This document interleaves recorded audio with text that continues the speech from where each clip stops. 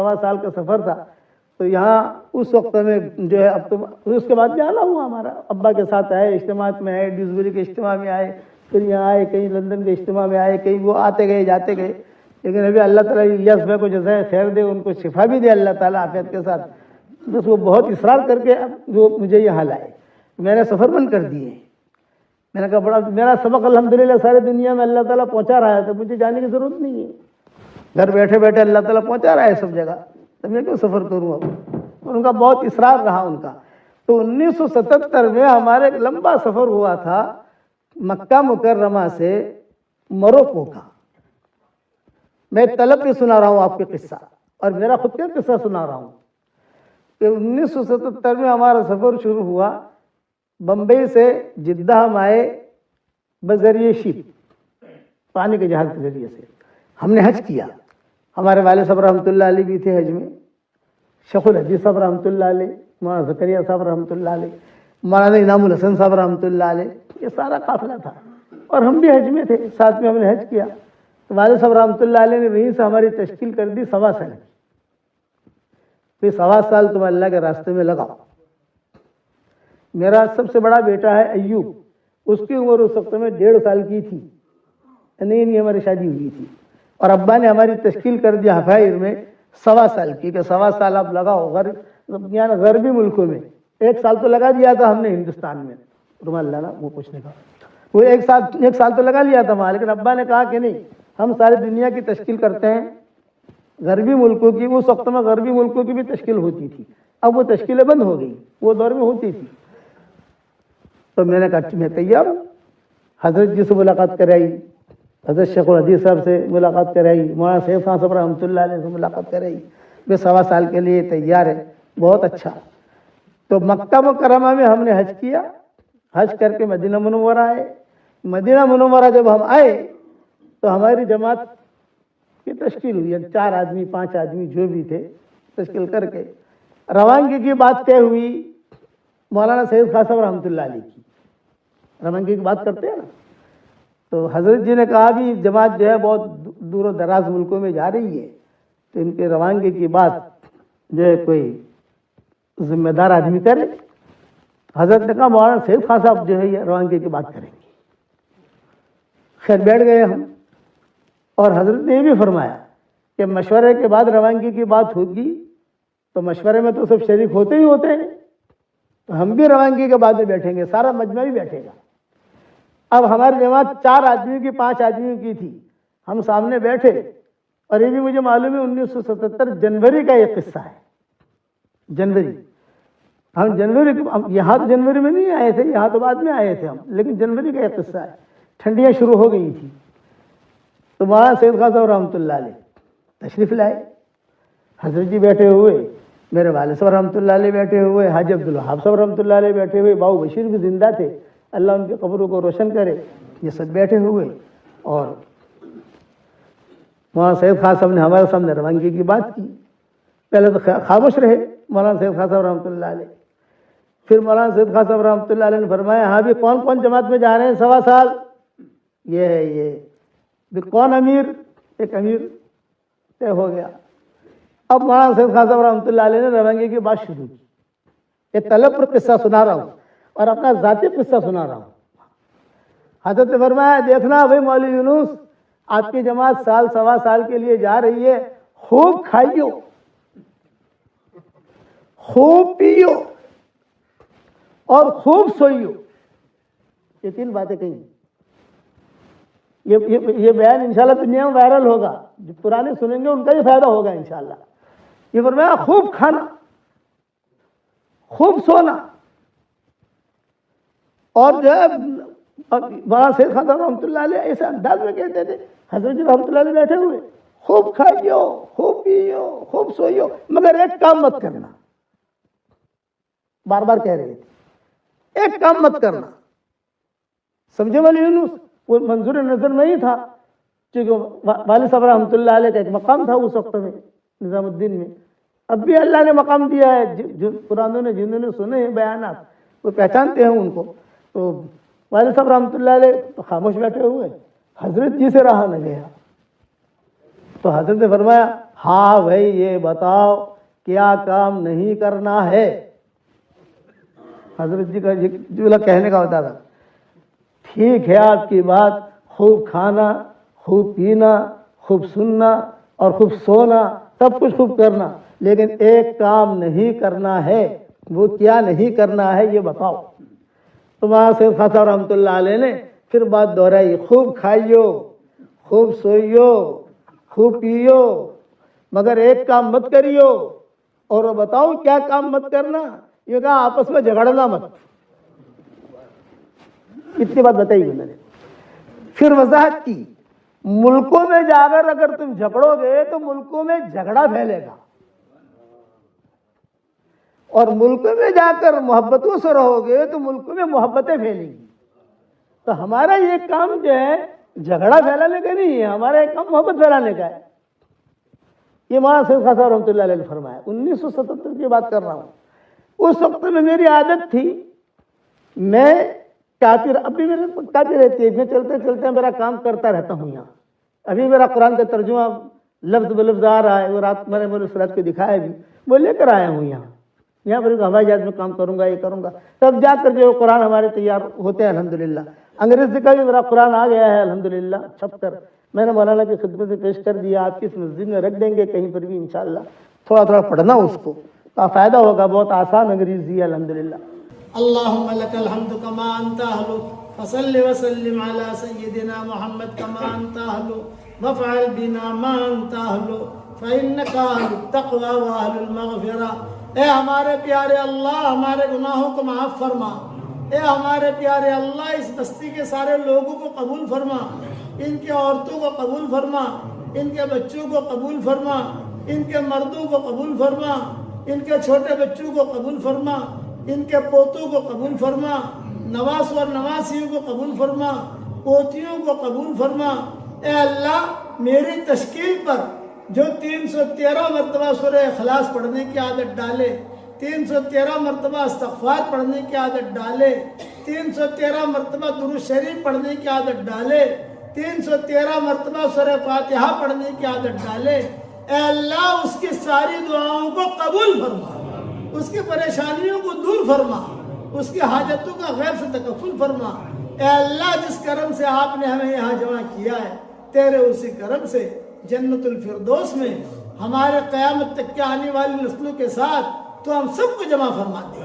اے اللہ، جن کے لڑکے اور لڑکیاں شادی کے لائق ہوں، غیر شادی شدہ ہوں، بہترین جوڑوں کا ان کے لیے انتظام فرما.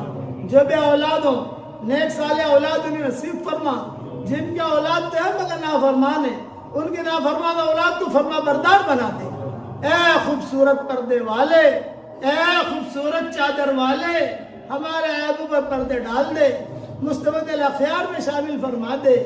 اے اللہ، تیرے نبی نے کہا ہے الخلق عیال اللہ، ساری مخلوق اللہ کا کنبہ ہے.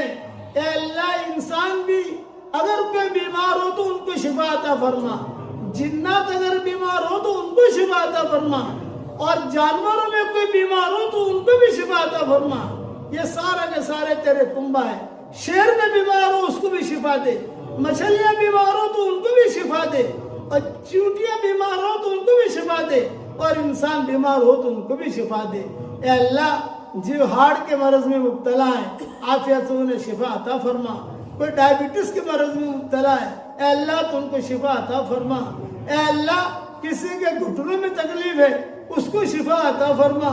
اے اللہ، کسی کو جو ڈائبٹیز کی بیماری ہے تو اس کو بھی شفا عطا فرما. کوئی کینسر کی بیماری میں ہے، اے اللہ اس کو بھی شفا عطا فرما. اے مولا کریم، کوئی ناجائز عشق میں مبتلا ہے، اے اللہ اسے ناجائز عشق سے نجات دے دے، اور تیری محبت اور تیرے نبی کی محبت اس کے دل میں ڈال دے. رب انی لما انزلت الی من خیر فقیر، رب انی لما انزلت الی من خیر فقیر. یہ موسیٰ علیہ السلام کی دعا ہے. یہ دعا تو ہم سب کے لیے قبول فرما، پوری امت کے لیے قبول فرما. اے اللہ، رسول اللہ صلی اللہ علیہ وسلم نے جتنے خیر کلام کی دعائیں مانگی ہیں تو ہمارے لیے قبول فرما، مسلمانوں کے لیے قبول فرما، اور اس وقت میں جتنے مسلمان ہیں ان سب کے لیے قبول فرما، اور قیامت تک جتنے مسلمان آئیں گے ان سب کے لیے قبول فرما، اور جن شرور سے پناہ چاہیے ان شرور سے ہماری حفاظت فرما، اور اس وقت میں جتنے مسلمان ہیں ان کی حفاظت فرما، اور قیامت تک جتنے مسلمان آوے ان کی حفاظت فرما۔ اے اللہ، جب تجھ سے مانگنا ہے تو تھوڑا کیوں مانگے؟ تو تجھ سے مانگنا ہے تو بڑا کیوں نہ مانگے؟ ہمیں تو دینا نہیں ہے، تجھے دینا ہے۔ اے اللہ، ہر فرد امت کو تو دین کا داعی بنا دے، ہر فرد امت کو تو دین کا داعی بنا دے۔ اس شہر میں آنے کو خیر فرما، اس شہر سے جانے کو خیر فرما، پورے انگلینڈ والوں کو قبول فرما، پورے برطانیہ والوں کو قبول فرما، ان کی اینٹ اینٹ کو قبول فرما، ان کے ذرے ذرے کو قبول فرما۔ اے اللہ، پوری امت کو قبول فرما۔ اے اللہ، پوری امت کے لیے ہر پل نئی خوشیاں مقدر فرما، پوری امت کے لیے ہر پل نئی خوشبوئی مقدر فرما، پوری امت کے لیے ہر پل نئی عزتیں مقدر فرما، پوری امت کے لیے ہر پل نئی برکتیں مقدر فرما، پوری امت کے لیے ہر پل نئی محبتیں مقدر فرما۔ اور اے مالک، میری اس دعا پر دنیا بھر میں جہاں کہیں آمین کہی جائے ان کی جائز مرادوں کو بھی پوری فرما، اور ہماری جائز مرادوں کو بھی پوری فرما، اور جنات اور انسان جو مسلمان ہیں ان کے جائز مرادوں کو بھی پوری فرما، اور اپنے فضل و کرم سے ہماری دعاؤں کو قبول فرما۔ ہمیں مانگنا نہیں آتا مگر تجھے دینا تو آتا ہے۔ اے اللہ، ہماری جھولیوں کو ہدایت سے بھر دے، ہماری جھولیوں کو امن و امان سے بھر دے، اور اپنے فضل و کرم سے ہماری دعاؤں کو قبول فرما۔ سبحان ربنا رب العزت عما یصفون وسلام علی المرسلین والحمد للہ رب العالمین۔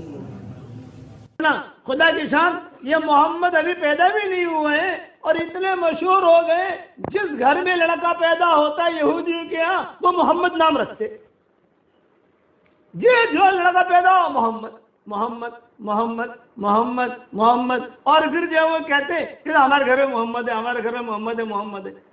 اب حضور صلی اللہ علیہ وسلم پیدا ہوئے تو آپ کے یعنی احمد نام رکھنا سب بھول گئے، کہ حضور کو تو دو نام تھے، محمد اور احمد، تو احمد نام رکھنا اتفاق سے بھول گئے۔ پھر یہودیوں نے کہا کہ خالی محمد، صرف محمد نہیں، محمد اور احمد، تم لوگوں نے احمد تو رکھا نہیں ہے، محمد رکھا ہے، یہ وہ محمد نہیں ہے جو آنے والا ہے، وہ الگ ہے۔ یہ ابن کثیر نے لکھا ہے۔ اب عبداللہ کا قصہ سنو کہ عبداللہ کے ساتھ یہ قصہ ہوا کہ کئی عورتیں، 200 کا تو میں نے تذکرہ کتاب میں پڑھ بھی لیا، آپ تو کہہ بھی دیا، 200 عورتیں چاہتی تھی کہ ہم سے نکاح ہو جاوے اور یہ نور ہمارے پیٹ میں منتقل ہو۔ چنانچہ ایک مرتبہ سارے یہودیوں نے میٹنگ کی مکہ مکرمہ میں، یہود نصارہ سب، اور انہوں نے کہا کہ یہی آدمی ہے کہ جو نبی کا باپ بننے والا ہے، عبداللہ، کسی طریقے سے اس کو قتل کر دو۔ تو پلاننگ کی انہوں نے، پلاننگ کر کے حضور صلی اللہ علیہ وسلم کے والد کو شوق تھا شکار کھیلنے کا، جیسے بچوں کو شوق ہوتا ہے، کسی کو تیرنے کا شوق ہوتا ہے، کسی کو کار چلانے کا شوق ہوتا ہے، کسی کو گھومنے پھرنے کا شوق ہوتا ہے، اور کسی کو جو ہے خواہ واہ واہ کرنے کا شوق ہوتا ہے۔ ہر ایک کے شوق الگ الگ ہوتے ہیں۔ ان کا شوق تھا کہ شکار کھیلنے کے لیے جاتے تھے، اور ان کے والد جو تھے یعنی عبد المطلب، یہ بھی ہمت افزائی کرتے تھے، بیٹا جاؤ شکار کھیلو، جاؤ جاؤ جاؤ جاؤ شکار کھیلو، جاؤ شکار کھیلو، جاؤ۔ ہرن لے کے آتے تھے، وہاں سے دور دور جا کر ہرن کو مار کے لے کے آتے تھے۔ تو یہ شکار کھیلنے گئے اتفاق سے عبداللہ، اور وہ یہود نصارہ انتظار میں تھے۔ سب یہود نصارہ نے ایک جو ہے ٹولی بنا دی، اور ٹولی بنا کر ان کو گھیر لیا، اور سب نے کہا اقتلو اقتلو اقتلو، قتل کرو قتل کرو۔ اتنے میں یہ آمنہ کے جو والد تھے یہ بھی وہاں بکریاں کرا رہے تھے، یہ بھاگے بھاگے آئے حضرت آمنہ کے والد، اور انہوں نے کہا یہ کیا کر رہے ہو، یہ تو ہمارے مکہ کا لڑکا ہے، کیا نہیں ہمارے مکہ کا لڑکا ہے، یہ کیا کر رہے ہو تم لوگ، ابھی حضور کا رشتہ نہیں ہوا تھا۔ تو یہ آمنہ کے والد جو ہے یہ بھاگے بھاگے آئے، اور بھاگے بھاگے آ کر سب کو جو ہے ہٹایا، سب کو مارا، اور حضور صلی اللہ علیہ وسلم کے والد کو پکڑ کر لا کر عبد المطلب کو دے دیا کہ تمہارا بچہ تو آج مر جاتا، آج میں نے ہی اس کو بچایا ہے۔ اور یہ کہ یہ سارے یہودی گھیرے ہوئے تھے، آج عبداللہ نے بھی کہا۔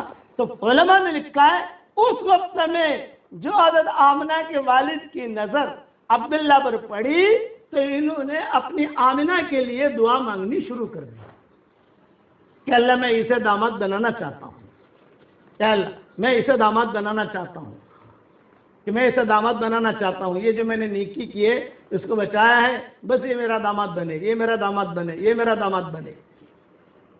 چنانچہ حضرت آمنہ کے ساتھ نکاح ہوا، قصہ تفصیل سے گزر گیا جو میں نے کہا ہے۔ اب جب یہ قافلہ یہاں سے روانہ ہوا، قریش اس میں عبداللہ بھی تھے، شام کے لیے شام تک پہنچے۔ حضرت عبداللہ کو بیماری کیا تھی یہ بتاؤں، میں سمجھانے کے لیے کہہ رہا ہوں، ٹی بی کی بیماری، یہ سمجھانے کے لیے کہہ رہا ہوں۔ اس زمانے میں ٹی بی شبی تو تھی نہیں یا ہوگی، سردی، نزلہ، زکام، بخار، کھانے کی کوئی طبیعت نہ چلے، کوئی اچھا نہ لگے، جب دیکھو تو بخار، اس قسم کی حالت کے اندر وہ رہتے تھے۔ یعنی یہ کب ہوا ان کو، یہ جب سفر شروع ہوا، کچھ نکاح ہوا، نکاح ہونے کے بعد آمنہ کے ساتھ زندگی گزارنی شروع ہوئی، میاں بیوی والی زندگی گزرنی شروع ہوئی، کچھ ہی دن جو ہے وہ رہے تو عبد المطلب نے کہا کہ بیٹا اب تمہارا نکاح ہو گیا ہے، بیوی بھی آ گئی، بچہ بھی ہوگا، تو خرچے بڑھیں گے تمہارے، تو دھندا بندہ کرو۔ ابا کیا کرو دھندا؟ انہوں نے کہا شام جاؤ، چلو میں جماعت بناتا ہوں۔ تو ہاشم نے جو ہے شام جانے کی ترتیب بنائی تھی، ان کے عبد المطلب کے والد نے وہی ترتیب سے جو قافلہ روانہ کیا، یہ بھی گئے، لیکن اچھا شام پہنچے بھی، یہ نہیں کہ شام نہیں گئے، دھندا بھی کیا۔ اب دھندے میں نفع ہوا، نقصان ہوا، وہ بڑی تفصیل ہے اس کی، لیکن یہ کہ واپسی مدینہ منورہ آ کر انہوں نے قیام کر لیا اور سارا قافلہ واپس آیا۔ عبد المطلب انتظار میں تھے، پوچھا بھئی کہاں ہے عبداللہ؟ نے کہا وہ تو بیمار ہو گیا۔ چنانچہ حضرت آمنہ جو تھی یہ بھی انتظار میں تھی، کیا آئے گا میرا شوہر، آئے گا میرا شوہر، آئے گا۔ اطلاع ملی کہ نہیں طبیعت بہت خراب ہے ان کی۔ حارث کو بھیجا عبد المطلب نے، حارث یہ بڑا بیٹا تھا، یہ بھی دیر سے پہنچے، راستے میں ان کا بھی کچھ ساتھ کے ساتھ قصہ ہو گیا حارث کا۔ وہ گئے تو بھائی کو دیکھنے وہاں، کبھی وہاں جا کر عبداللہ کو دیکھوں، کوئی معاملہ ہو گیا، 10 دن میں پہنچنا ہے، 15 دن میں پہنچے، 20 دن میں پہنچے، دیر ہو گئی۔ وہاں جب پہنچے، وہاں پہنچ کر لوگوں نے کہا کہ بھئی ہم نے تو جو ہے عبداللہ کو بہت بچانے کی کوشش کی، وہ بچ نہیں سکا اور نابغہ کے مکان میں ہم نے دفن کر دیا وغیرہ وغیرہ۔ اب یہ حارث کو یہ ہوا ہے کہ باپ کو جا کر کیا کہوں گا اور بھابھی کو کیا کہوں گا۔ حضرت آمنہ تو بھابھی ہوئی، یہ کہا بھابھی کو کیا کہوں گا، باپ کو کیا کہوں گا، عبد المطلب کو کیا کہوں گا، مکہ والوں کو کیا کہوں گا۔ اچھا بعض لوگوں نے یہ بھی لکھا ہے کہ چونکہ جب یہ مدینہ آئے عبداللہ تو مدینہ تو یہودی سے بھرا ہوا تھا، تو بھرے ہوئے تھے یہودی، وہ بھی دیکھنے آتے تھے، ہاذا ہوا تھا، ہاذا ہوا تھا، ہاذا ہوا تھا، ہاذا ہوا تھا، یہی ہے وہ نبی کا جو باپ ہے وہ یہی ہے، نبی کا جو باپ ہے وہ یہی ہے۔ وہ کیسے پہچانتے تھے؟ تو بعض علماء نے لکھا ہے کہ ان کی پیشانی پر یا ان کے ہاتھوں پر یا ان کے ہونٹ پر یا ان کے ناک پر یا کان پر جو تل تھے وہ تل سے پہچانا انہوں نے کہ یہ ہے، ہماری کتابوں میں یہ لکھا ہے، یہ آخری نبی کا ابا یہ نظریں بھی لگی، بیماریاں بھی۔ چنانچہ عبداللہ کا تو مدینہ منورہ میں انتقال ہوا۔ اب یہاں انتظار میں ہے مکہ والے کہ کیا ہو رہا ہے، کیا خبر آتی ہے، کیا خبر آتی ہے۔ کتابوں میں لکھا ہے کہ جب عبداللہ کے انتقال کی خبر لے کر یہ حارث مکہ مکرمہ پہنچے تو یہ ڈر رہے تھے کہ سب سے پہلے میں کس کو خبر کروں۔ کیوں؟ اس لیے کہ آمنہ کا گھر یعنی عبداللہ کا گھر اور عبد المطلب کا گھر دونوں گھر قریب تھے۔ عبد المطلب کو حضرت عبداللہ سے بہت محبت تھی، اپنے پاس ہی رکھتے تھے، جس بچے سے محبت ہوتی ہے اپنے قریب میں ہی رکھتے ہیں اس کو۔ تو کہا کہ میں آمنہ کے پاس جاؤں یا عبد المطلب کو کہوں۔ چنانچہ سیدھے باپ کے پاس آئے۔ اب جب باپ کے پاس آئے تو حضرت آمنہ ہی بھاگی بھاگی آ گئی، قریب قریب میں تو تھا ہی، بھاگی بھاگی آ گئی، بھائی کیا خبر ہے عبداللہ کی، کیا خبر ہے، عبداللہ کہاں ہے، کیسی طبیعت ہے ان کی۔ اور انہوں نے آہستہ سے کہا اپنے ابا سے کہ ابا بھائی کا تو انتقال ہو گیا ہے۔ جب آمنہ نے یہ سنا تو ظاہری بات ہے کہ فکر ہوئی، یہ غم ہوتا ہے، فطری چیز ہے، اور حمل بھی تھا۔ حضور صلی اللہ علیہ وسلم پیٹ میں آ چکے تھے، خواب تو اچھے اچھے آ رہے تھے، لیکن شوہر کا چلے جانا یہ بھی بڑی چیز ہے۔ جب یہ خبر پہنچی، آمنہ نے جب یہ سنی تو علماء نے لکھا ہے کہ آمنہ نے بڑے زبردست درد بھرے اشعار پڑھے۔ وہ اشعار تو میں نہیں پڑھتا، اس کا ترجمہ پڑھتا ہوں۔ یہ کہا کیا رے عبداللہ بطحا کی آغوش ہاشم کے صاحبزادے سے خالی ہو گئی. بطحا کہتے ہیں مدینہ منورہ. یا ساکن البطحا علمتن البکا یا ساکن البطحا علمتن البکا ذکر کا انسانی جمیع المصائب. یہ حضرت فاطمہ کے اشعار ہیں جو حضور کے انتقال پر حضرت فاطمہ نے کہے تھے. تو بطحا نام گویا کہ حضرت فاطمہ کی زبان سے نکلا ہے. یا ساکن البطحا علمتن البکا یا ساکن البطحا علمتن البکا ذکر کا انسانی جمیع المصائب. اور بطحا کے رہنے والے رونا بھی آپ نے سکھایا ہے اور ہنسنا بھی آپ نے سکھایا ہے. جب بھی مجھ پر کوئی مصیبت آتی ہے تو حضرت فاطمہ کہتی تھی میں درود شریف پڑھ لیتی ہوں, میری مصیبتیں دور ہو جاتی ہیں. یہ بطحا. تو یہ آمنہ نے بطحا کا ذکر کیا کہ او عبداللہ, او ہاشم کے بیٹے. عبد المطلب کے بیٹے نہیں کہا, ہاشم کے بیٹے کہا, کیونکہ ہاشم یہ زیادہ معروف تھے عبد المطلب کے مقابلے میں, کیونکہ سلمہ سے نکاح ان کا ہاشم کا مدینہ منورہ میں ہوا تھا. تو انہوں نے کہا او ہاشم کے بیٹے بطحا تجھ سے خالی ہو گیا اور بطحا کی زمین نے تجھے نگل لیا. دوسرے اشعار میں یہ کہ مبارک ہے کہ بطحا کی زمین نے تجھے قبول کر لیا, بطحا نے تجھے اپنا لقمہ بنا لیا, بطحا کی زمین نے تجھے قبول کر لیا. آگے فرمایا کہ بہت اچھا آدمی تھا, میں دیکھ رہی ہوں کہ موت نے اسے پکار لگائی تو اس نے لبیک کہہ دیا. یہ نہیں کہا ابھی نہیں, جوان بیوی کو چھوڑ کر آیا ہوں اور حمل, چونکہ عبداللہ کو معلوم تھا کہ حمل ٹھہر گیا ہے. یہ عبداللہ کو معلوم تھا, وہ امنگوں کے ساتھ گئے تھے کہ حمل ٹھہر گیا ہے, بیوی بھی جوان ہے, خوبصورت ہے, بچہ بھی پیدا ہوگا, بچہ کو دیکھوں گا. حمل ٹھہرنے کی اطلاع ان کو تھی. اس پر یہ اشعار حضرت آمنہ نے پڑھے. یوں کہا کہ ابھی باپ کی تمنا ہوتی ہے بیٹے کو دیکھوں, بیوی کو دیکھوں, لیکن موت نے پکارا تو سب کو چھوڑ دیا اور موت کی بات پر لبیک کہہ دیا. اب موت نے لوگوں میں ابن ہاشم جیسا کوئی نہیں چھوڑا. ابن ہاشم کہا, ابن عبد المطلب نے کہا, ابن ہاشم جیسا کہ موت نے ایسا انسان نہیں چھوڑا. اتنی حسرت ناک تھی وہ شام کا وقت. آمنہ نے پوچھا یا عبد المطلب نے پوچھا کتنے بجے انتقال ہوا تھا؟ یہ عبد المطلب نے حارث سے پوچھا انتقال کی خیر خبر, کہ کتنے بجے ہوا, کیا ہوا, ساری خبر لیتے ہیں نبی. 4 بجے ہوا تو 4 شام کے وقت انتقال ہوا. یہ انہوں نے حارث نے آ کر سنایا, شام کے وقت انتقال ہوا. اس پر حضرت آمنہ نے کہا کہ وہ شام مجھے یاد ہے, وہ شام مجھے یاد ہے اے عبداللہ, جب لوگ تجھے تختے پر لٹا کر لے جا رہے تھے, میں یہاں تھی اور میرے خیالات تجھے دیکھ رہے تھے کہ شوہر اب جا رہا ہے, شوہر کی محبتیں جا رہی ہیں, لیکن اللہ کے لیے میں نے قربان کیا. اب مجھے کچھ پتہ نہیں ہے میرے پیٹ میں لڑکا ہے یا میرے پیٹ میں لڑکی ہے, اب کچھ پتہ نہیں ہے. یہ بچہ تو اب پیٹ میں ہوتے ہوئے یتیم ہو گیا. یتیم تو بچے ہوتے ہیں دنیا میں آنے کے بعد, لیکن آمنہ نے کہا یہ بچہ تو ایسا ہے پیٹ میں ہوتے ہوئے یتیم ہو گیا, اور تیری یادیں ہمیشہ مجھے یاد آئیں گی.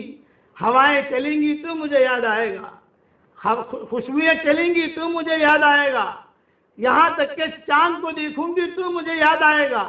تجھ جیسا رحم دل, تجھ جیسا کریم, تجھ جیسا بااخلاق میں نے اب تک کسی کو نہیں دیکھا ہے. تجھ جیسا, تیرے بدن کی خوشبو اب تک میرے ناکوں میں میرے ناک محسوس کر رہے ہیں. روتی رہی, اشعار پڑھتی رہی. جب عبد المطلب سے رہا نہ گیا تو عبد المطلب نے ہاتھ پکڑا, عبد المطلب بھی روئے, اور عبد المطلب لے کر آمنہ کو اپنے گھر پر لائے, اور پھر گھر پر لا کر کہا یہ تو اللہ کے فیصلے ہیں, جو اللہ نے چاہا وہ ہوا, البتہ یہ کہ تم فکر نہ کرو, اور جو ترکے میں جو چیزیں تھیں میراث میں, جیسے 5 اونٹ ہیں, کچھ بکریاں ہیں, اور یہ ام ایمن تھی, کچھ کپڑے تھے, یہ دیے. حضرت آمنہ جو ہے وہ ان کو 2 فکر حضرت آمنہ کو, ایک تو شوہر چلا گیا, دوسرا یہ پیٹ میں بچہ ہے, اب پتہ نہیں لڑکا ہے کہ لڑکی ہے. لیکن حضرت آمنہ کہتی تھی کہ جس دن حمل ٹھہرا, صحبت سے فارغ ہوئے اور حمل ٹھہرا, تو مجھے تو پتہ نہیں تھا بھی, کماری لڑکیوں کو پتہ نہیں چلتا حمل ٹھہرا ہے. تو حضرت آمنہ کہتی تھی کہ جب وہ عمل ٹھہرا تو مجھے کچھ پتا نہیں، لیکن میں جاگتے سونے میں تھی، کسی آنے والے نے آ کر کہا آج تیرے پیٹ میں نبی آ گیا، اور زور سے کہا۔ میں گھبرائی، میں نے کہا کیا میرے پیٹ میں نبی آ گیا ہے، کہنے والا کیا کہہ رہا ہے میرے پیٹ میں؟ اور پھر کہا اب جو ہے میں تمہیں ایک بات اور بھی کہتا ہوں، اس کا نام محمد رکھنا اور تم بالکل ٹینشن نہ لینا۔ تو عبد المطلب جو تھے، کئی روایتوں میں ہے کوئی حال آتا ہے گھر کے اندر، جیسے گھر میں حالات آتے ہیں، تو عبد المطلب حضرت آمنہ کو لے کر بیت اللہ پر جاتے اور ایک جملہ کہتے، اے اللہ میری اس بہو کے پیٹ میں جو بچہ ہے اس کے طفیل سے دعا مانگتا ہوں، میری پریشانی دور کر۔ بس اتنا جملہ کہتے ہیں وہ پریشانی دور ہو جائے۔ تو عبد المطلب جو پوری نگاہ حضرت آمنہ پر تھی، برابر دھیان سے ان کو رکھنا، دھیان سے دیکھنا، ان کی خبر گیری کرنا وغیرہ وغیرہ۔ چچا اور بھی تھے، لیکن عبد المطلب کا معاملہ جو ہے بہت ہی الگ۔ چنانچہ حضرت آمنہ کہتی ہے کہ عبد المطلب کہیں پر بھی جاتے تو مجھے ضرور لے جاتے، بیٹا چلو آج جنگل میں جائیں گے۔ تو حضرت آمنہ کہتی ہے کہ میں جاتی ہے، لیکن چونکہ حمل سی تھی۔ حضرت آمنہ ایک بات اور کہتی تھی، عام طور سے عورتوں کا حمل میں تکلیف ہوتی ہے، لیکن میرا حمل بہت ہلکا پھلکا تھا، کوئی تکلیف نہیں، جیسے الٹیاں ہوتی ہیں، پاؤں درد کرتے ہیں، بخار آتا ہے، ڈکاریں آتی ہیں۔ ہم نے کہتے ہیں مجھے کبھی الٹی نہیں ہوئی، کبھی بخار نہیں آیا، بالکل ہلکا پھلکا۔ اگر کسی جگہ کے اوپر جانا ہوتا اور وہ جگہ سخت ہوتی، میں پاؤں رکھتی وہ جگہ نرم ہو جاتی، یہ حضرت آمنہ کہتی۔ اور کئی مورخین نے اسے لکھا ہے، پانی چاہیے تو پانی مجھے لینا نہیں پڑتا، وہ پانی خود آ جاتا۔ جیسے کوئی پانی چاہیے تو پانی خود ہی چلتا چلتا میرے پاس آ جاتا ہے، پانی پی لیتی۔ اب میں سوچتے رہتی تھی کہ یہ چیز میرے ساتھ کیا ہو رہا ہے۔ شوہر کا تو انتقال ہو گیا، گھر والے ہیں، سب ہیں، عبد المطلب ہے، لیکن عبد المطلب جو ہے، پھر حضور صلی اللہ علیہ وسلم کا یہ حمل جو آمنہ کے پیٹ میں حضور صلی اللہ علیہ وسلم تھے، چلتے رہے چلتے رہے چلتے رہے، 50 دن رہ گئے، 50 دن۔ اب حضور صلی اللہ علیہ وسلم 50 دن کے بعد پیدا ہونے والے ہیں، تو بہت بڑا حادثہ ہوا مکہ مکرمہ میں، جسے واقع فیل کہتے ہیں۔ الم تر کیف فعل ربک باصحاب الفیل، جو نازل ہوئی بعد میں، اس کو واقع فیل کہتے ہیں۔ آپ صلی اللہ علیہ وسلم کے پیدا ہونے سے 50 دن پہلے کا یہ قصہ ہے، اور سب سے بڑا حادثہ مکہ والوں کے لیے یہ تھا۔ اب اچھا پہلے ایک پوائنٹ کی چیز بتا دوں، علم نشرح، علم تارا، تو دیکھو علم نشرح، علم یہ آیا، علم تارا میں بھی علم یہ آیا۔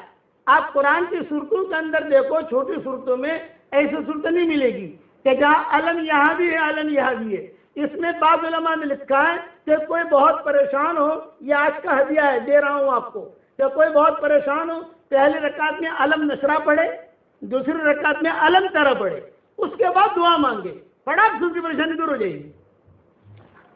قرآن شریف میں 2 آیتیں ایسی ہیں جس میں جتنے حروف ہیں قرآن کے وہ 2 آیتیں میں آئے ہیں، ایک چوتھے پارے میں ہے اور ایک 26 پارے میں ہے، وہی بتاؤں گا انشاءاللہ۔ اس کے پڑھنے کے بعد بھی دعا قبول ہوتی ہے۔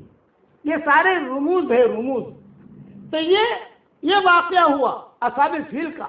تو عبد المطلب کو 2 ٹینشن کہ اتنا بڑا بادشاہ مکہ کو ختم کرنے کے لیے چل پڑا ہے اور کعبے کو ختم کرنے کے لیے چل پڑا ہے، کہ ایک تو کعبے کو بچانا، مکہ والوں کو بچانا، دوسرا میری بیٹی کو بچانا۔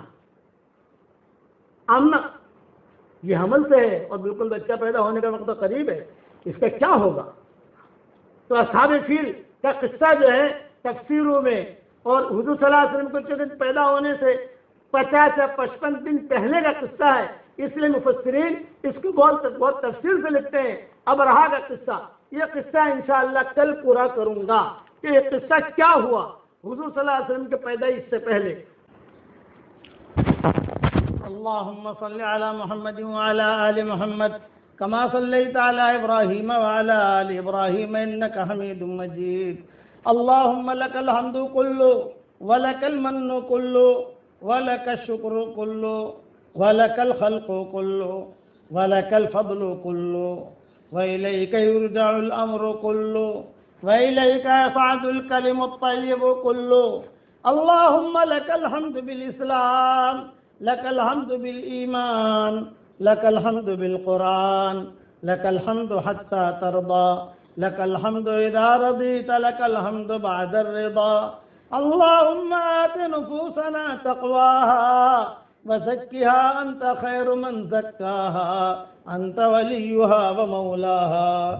لا إله إلا الله، لا إله إلا الله أعلى من كل شيء، لا إله إلا الله أغلى من كل شيء، لا إله إلا الله أطيب من كل شيء، لا إله إلا الله أزهر من كل شيء، لا إله إلا الله أكبر من كل شيء، لا إله إلا الله ليس قبله شيء، لا إله إلا الله ليس بعده شيء، لا إله إلا الله ليس فوقه شيء، لا إله إلا الله ليس دونه شيء، لا إله إلا الله ليس معه شيء، لا إله إلا الله، لا إله إلا الله ليس كمثله شيء، لا إله إلا الله قبل كل شيء،